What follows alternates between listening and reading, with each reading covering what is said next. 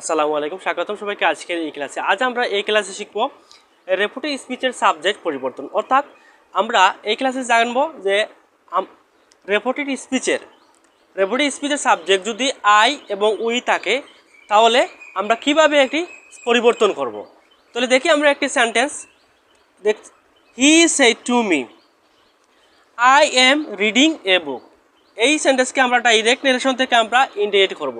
তো আমাদের এই ক্লাসটি হচ্ছে যে রেপোর্টিভ স্পিচের সাবজেক্ট পরিবর্তন। তো রেপোর্টিভ স্পিচের সাবজেক্ট কি? রেপোর্টিভ স্পিচের সাবজেক্ট হচ্ছে আই এবং রেপোর্টিং ভার্বের সাবজেক্ট হচ্ছে হি। তাহলে আমরা যে এই ক্লাসে আমরা যে শিখব যে কীভাবে আমরা ডাইরেক্ট থেকে ইন্ডিকেট করতে হলে আমরা কীভাবে রেপোর্টিভ স্পিচের সাবজেক্ট পরিবর্তন করব। তো রুলটি হচ্ছে যদি আমাদের রেপোর্টিভ স্পিচের সাবজেক্ট যদি আই এবং উই থাকে তাহলে রেপোর্টিং ভার্বের অবজেক্ট অনুযায়ী পরিবর্তন হবে। কি বলেছি? যদি রেপোর্টিভ স্পিচের সাবজেক্ট যদি আই এবং উই থাকে তাহলে আমরা ডাইরেক্ট নেরেশন থেকে ইনডাইরেক্ট নেরেশন যখন করব তখন রেপোর্টিং ভার্বের সাবজেক্ট অনুযায়ী পরিবর্তন হবে। তো আমরা প্রথমে বসাই, আমরা জানি ডাইরেক্ট থেকে যখন ইনডাইরেক্ট নেরেশন করব তো রেপোর্টিং ভার্ব যেভাবে আছে ওইভাবে থাকবে। যেমন হি সেড টু মি। রেপোর্টিং ভার্ব এবং রেপোর্টিং স্পিচ দুইটি আমরা যুক্তকরণের জন্য আমরা কি বসাবো? আমরা দ্যাট কেন বসালাম? আমরা দ্যাট বসালাম কারণ রেপোর্টিং ভার্ব এবং রেপোর্টিং স্পিচ আমরা দুইটি অংশকে আমরা একত্র বা সংযুক্ত করার জন্য যুক্তকরণ হিসেবে আমরা দ্যাট বসিয়েছি। তারপর আমরা কি করব? আমরা এই রেপোর্টিভ স্পিচে আমরা ডাইরেক্ট নেরেশন থেকে আমরা ইনডাইরেক্ট নেরেশন করব।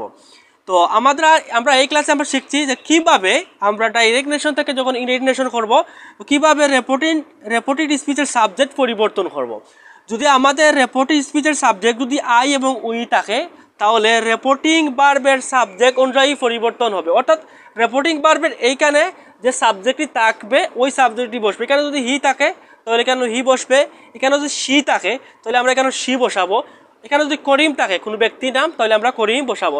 রুলটা হচ্ছে রেপোর্টিং স্পিচের সাবজেক্ট যদি আই এবং উই থাকে তাহলে রেপোর্টিং ভার্বের সাবজেক্ট অনুযায়ী পরিবর্তন হবে। অর্থাৎ রেপোর্টিং ভার্বের সাবজেক্ট যেটি থাকবে ওইটি বসবে। অর্থাৎ ওইখানে যে সাবজেক্ট থাকবে ওইখানে বসবে। ওইখানে বলতে যে এই রেপোর্টিভ স্পিচে বসবে। যেহেতু আমাদের এই ক্লাসে আমরা ডাইরেক্ট নেরেশন থেকে আমরা ইনডিকেট করছি, আমরা এই সেন্টেন্সের মধ্যে কি আছে? সাবজেক্ট আই আছে।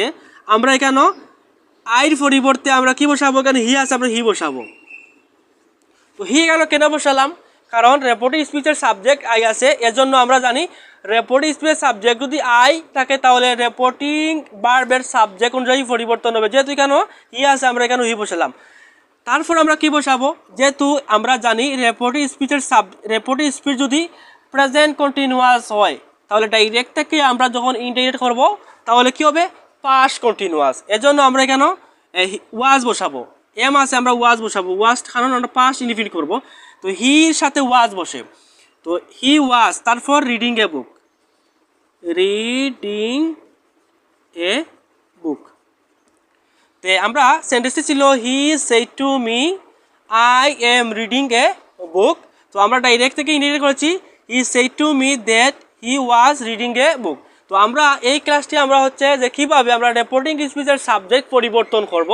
যদি আমাদের রেপোর্টিং স্পিচের সাবজেক্ট যদি আই এবং উই থাকে তাহলে রেপোর্টিং ভার্বের সাবজেক্ট অনুযায়ী পরিবর্তন হবে। যদি এখানে আমরা সি থাকে, একটা সেন্টেন্স লিখি, যেমন মনে করে এখানে সি আছে, আমরা কি বসাবো? এখানে সি বসাবো। সি সেড টু মি, তাহলে কি বসাবো? এখানে সি আছে, আমরা C was reading a book. তো আমরা এই ক্লাসে শিখলাম আমরা কীভাবে রেপোর্টিং স্পিচের সাবজেক্ট যদি আই এবং উই থাকে তাহলে কীভাবে আমরা রেপোর্টিং স্পিচের সাবজেক্ট পরিবর্তন করব। তো ইনশাল্লাহ আমরা অন্য ক্লাসে আমরা আলোচনা করব যে রেপোর্টিং স্পিচের সাবজেক্ট যদি ইউ থাকে, সেকেন্ড পারসন থাকে, তো কীভাবে আমরা রেপোর্টিং স্পিচের সাবজেক্ট পরিবর্তন করবো ইনশাল্লাহ। তো অন্য ক্লাসে দেখা হবে। সে পর্যন্ত ভালো থাকুন। আল্লাহ হাফিজ। আসসালামু আলাইকুম।